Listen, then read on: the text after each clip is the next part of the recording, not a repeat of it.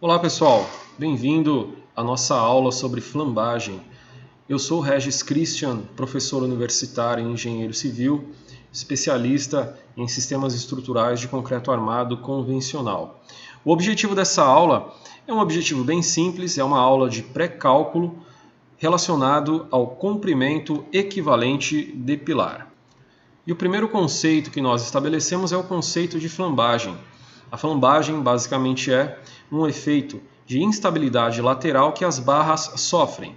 Não só barra de concreto armado, pode ser uma barra de metal, pode ser uma barra de madeira, de plástico, independente do seu material ou equilíbrio interno. As barras compridas estão suscetíveis ao efeito de flambagem. Alguns fatores podem ocasionar a flambagem nas barras. Primeiro, carga crítica de flambagem. A carga crítica de flambagem é a compressão axial ou a compressão simples que essa barra sofre na sua seção. Uma carga acima do seu limite pode ocasionar o efeito de flambagem em um pilar. O segundo fator é o índice de esbeltez do pilar.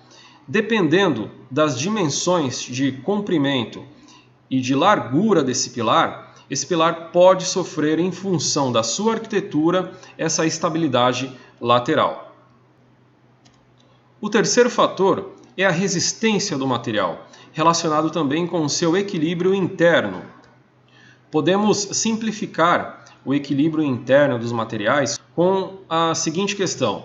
Se eu pegar uma barra de EVA ou de isopor e se eu aplicar uma compressão axial simples nessa barra, com certeza ela vai flexionar, ela vai sofrer inicialmente esse efeito de flambagem de forma muito mais fácil do que se eu fizer a mesma coisa numa barra com as mesmas dimensões, porém uma barra de madeira ou uma barra de metal. Então a resistência do material também tem a ver com a questão da flambagem. E o quarto fator que pode influenciar a flambagem nas barras está relacionado com os recalques acidentais. Por exemplo, o recalque de fundação de um pilar. Vou postar um vídeo exatamente sobre a recuperação de um pilar com início de efeito de flambagem, um trabalho que eu mesmo fiz. Mas vocês me acompanhem nas redes sociais, vocês vão ter acesso a esse trabalho de recuperação estrutural feito por mim. Nessa videoaula, o meu objetivo é ressaltar a importância de se conhecer as características de esbeltez do pilar. Não falando apenas sobre o índice de esbeltez do pilar, mas do reconhecimento dessa grandeza e de como ela influencia na questão do pré-cálculo do pilar. É um cálculo simples de fazer, é um cálculo do dia a dia que os engenheiros ou técnicos em edificações podem aplicar à mão quando for fazer o projeto das suas edificações. O índice de esbeltez dos pilares ele influencia diretamente nos resultados de dimensionamento. O índice de esbeltez é aquele que avalia o quanto uma barra comprimida é mais ou menos vulnerável ao efeito de flambagem.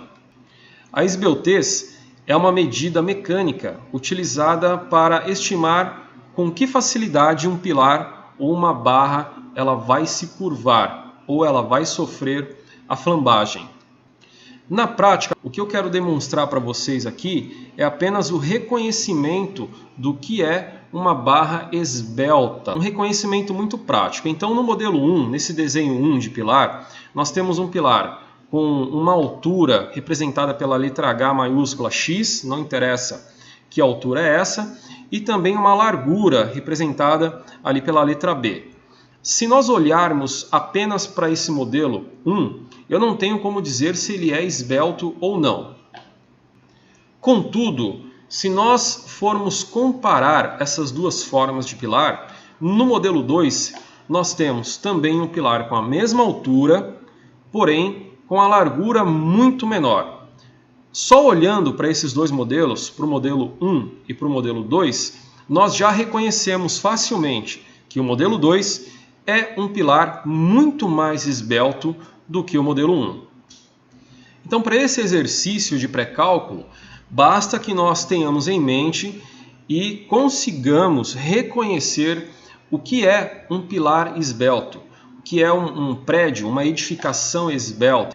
A NBR 6118, na versão 2014, ela estabelece os requisitos básicos exigíveis para os projetos de estruturas em concreto armado. Na seção 13.2.3, que fala sobre pilares e pilares de parede, ela traz o seguinte texto: a seção transversal de pilares e pilares de parede maciços, qualquer que seja a sua forma, não pode apresentar dimensão menor que 19 centímetros em uma das suas faces. A sua menor face não pode ser menor do que 19 centímetros. Em casos especiais, é permitido a consideração de dimensões entre 19 e 14 centímetros, desde que se multipliquem os esforços solicitantes. Traduzindo, pessoal, de forma convencional, 19 centímetros é a mínima dimensão que se pode ter em uma das faces de um pilar. Agora, se você majorar os esforços solicitantes dessa estrutura, desse pilar, de acordo com os índices, os fatores de multiplicação que a norma traz no texto, você consegue também reduzir essa dimensão da menor face do pilar para 14 centímetros.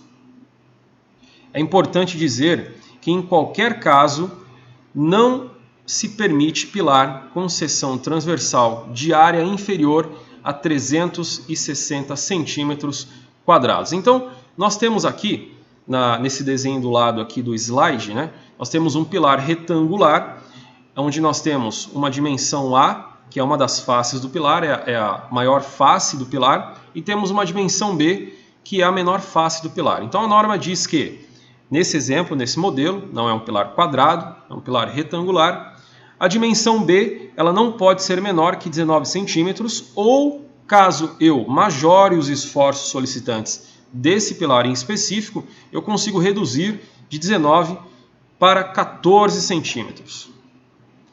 Então, teoricamente, de acordo com a 6118, as edificações elas só poderiam ter pilares, no mínimo, com 14 centímetros na sua menor face, de 14 para cima.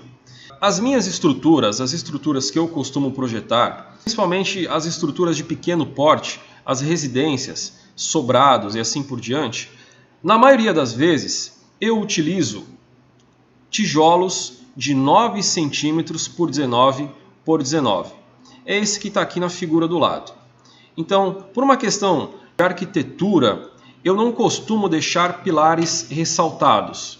Eu sempre utilizo pilares embutidos na parede. A pergunta é, se eu tenho como requisito a dimensão mínima de 14 centímetros na menor face, como que eu consigo embutir um pilar numa alvenaria que tem 9 centímetros na sua menor face? Teoricamente, a minha estrutura estaria fora de norma, correto? Ainda bem que nós temos a NBR 15575 na sua parte 2, na versão 2013, e ela trata sobre edificações habitacionais e desempenho. Bom, a parte 2 fala sobre cálculos. Vejam bem, no item 7.2.2.1, ela traz o seguinte texto: para casas térreas e sobrados cuja altura total não ultrapasse 6 metros, desde o respaldo da fundação, de cota mais baixa até o topo da cobertura, não há necessidade de atendimento às dimensões mínimas de componentes estruturais estabelecidas nas normas de projeto estrutural, entre elas a NBR 6118. Contudo, resguardada a demonstração da segurança e estabilidade pelos ensaios previstos nesta norma, item 7.2.2 e item 7.4, bem como atendidos os demais requisitos de desempenho estabelecidos nesta norma. Muito bem, essa NBR nos traz uma esperança de cálculo, de tornar essas estruturas de responsabilidade técnica em função de estarem respaldadas por um ensaio, por um cálculo de estrutura. Então vejam bem, eu quero construir um pilar que seja embutido na parede, sendo que eu estou utilizando uma alvenaria de 9 centímetros de largura. Eu já sei que o meu B, aqui nesse desenho, é os 9 centímetros de largura. A pergunta que se faz é: qual é a altura máxima que eu posso chegar nesse pilar sem que ele sofra o efeito de flambagem, a instabilidade lateral? Por isso que eu disse no começo que essa aula trata-se de um pré-cálculo, porque nós ainda não dimensionamos a armadura desse pilar. Nós ainda estamos dimensionando os resultados de pré-cálculo para que depois a gente consiga dimensionar a armadura. Mas esse cálculo, ele já nos dá um índice de segurança e nos fala o seguinte: você pode chegar até X metros de altura com um pilar nessa largura, que você ainda assim está seguro, o pilar não vai sofrer estabilidade lateral ou flambagem. E para que a gente obtenha esse índice de segurança, para que a gente consiga calcular o comprimento equivalente de pilares, nós vamos utilizar esta fórmula. O LE significa o comprimento seguro de pilar, o lambda, que é um coeficiente de segurança para pilares excessivamente esbeltos. No nosso caso, nós vamos utilizar o coeficiente de 140, determinado também por norma. O B significa a menor face do pilar que eu desejo construir, então no nosso caso vai ser 9 centímetros. E a raiz quadrada de 12 é a ponderação desse cálculo. Esse cálculo estabelece as condições de segurança e nos dá o resultado de comprimento equivalente de pilar para as edificações escritas na NBR de desempenho. Então existe uma classificação para essas edificações. A gente não está falando de edificações de grande porte nem de médio porte. São edificações residenciais, térreas ou sobrados até 6 metros de altura. Então vamos para o primeiro exemplo. Aqui do lado esquerdo nós temos o exemplo da fórmula. Nós sabemos que a intenção é utilizar uma alvenaria de 9 centímetros de largura. Então aqui o meu pilar ele vai ter 9 centímetros de largura, mas eu não sei ainda qual é o comprimento máximo que eu posso chegar. Então o comprimento equivalente de pilar ele vai ser igual a 140, que é o lambda, que é o coeficiente de comprimento desse cálculo, vezes 9, esse 9 é os 9 centímetros de largura da minha alvenaria, dividido por raiz quadrada de 12. O resultado é um comprimento de pilar de 363 centímetros de altura. Bom, essa regra de cálculo ela se aplica a pilares duplamente travados, ou seja, eu tenho um baldrame embaixo, a partir dessa cota eu começo a contar 363 centímetros até a cabeça do pilar de engastamento com a minha viga. Então, a viga ela tem uma altura, ela tem uma cota. Nesse caso, eu coloquei como exemplo uma cota de 40 centímetros. É necessário que, para que a gente obtenha a altura correta do pilar, eu faça a diminuição desses 40 centímetros. Então, o H final do meu pilar ele vai ficar sendo 363 centímetros menos a H da viga, ou menos 40 centímetros. Nós teremos o resultado de 323 centímetros, ou 3 metros e 23 centímetros, para que eu possa construir esse pilar com segurança, sem que ele sofra o efeito de flambagem. Como dito anteriormente, essa regra se aplica a pilares duplamente travados. Mas e se nós estivermos falando de um muro sem a passagem de uma viga na sua parte superior? Nós teremos então um pilar apenas com um travamento, unitravado. Nesse caso, o cálculo ele é o mesmo, comprimento equivalente de pilar igual a 140, que é o lambda, vezes 9 centímetros, que é a largura da minha alvenaria, dividido por raiz quadrada de 12. Comprimento equivalente de pilar, 363,7 centímetros, dividido por 2. Nesse caso de pilar unitravado, nós temos que dividir esse comprimento por 2. E aí nós teremos o comprimento desse muro sendo 1,81 m. Bom, um fator muito importante é que a NBR ela estabelece que nós devamos ainda atender os 360 centímetros quadrados de pilar. Então, fazendo o passo a passo, pessoal, eu sei que tem engenheiros muito experientes assistindo, mas também tem estudantes. Então, fazendo um balizamento aqui, eu vou fazer o passo a passo de como encontrar o resultado da outra face do pilar. Se uma face do pilar vai ter 9 centímetros, a maior face do pilar vai ter quantos centímetros para que a gente alcance o mínimo estabelecido pela norma, que é os 360 centímetros quadrados de seção desse pilar. Então o cálculo é muito básico, 9 centímetros vezes A. Então aqui nesse desenho do pilar eu tenho 9 centímetros é a dimensão B, nós já sabemos. E quanto é a dimensão A? Então nós vamos multiplicar 9 vezes A igual 360 centímetros quadrados. Fazendo aqui uma reorganização matemática, A igual 360 dividido por 9. O resultado de A é 40 centímetros. Então, para que a gente consiga atender a norma, para colocar um pilar embutido numa alvenaria de 9 centímetros de largura, nesse tijolo padrão de 9 centímetros, para atender a seção mínima de 360 centímetros quadrados, uma face vai ter 9 centímetros para caber dentro da alvenaria e outra face vai ter no mínimo 40 centímetros. Por que nós devemos atender esse padrão mínimo? Porque quando nós formos calcular a armadura desse pilar, nós temos uma coisa lá chamada taxa de compressão.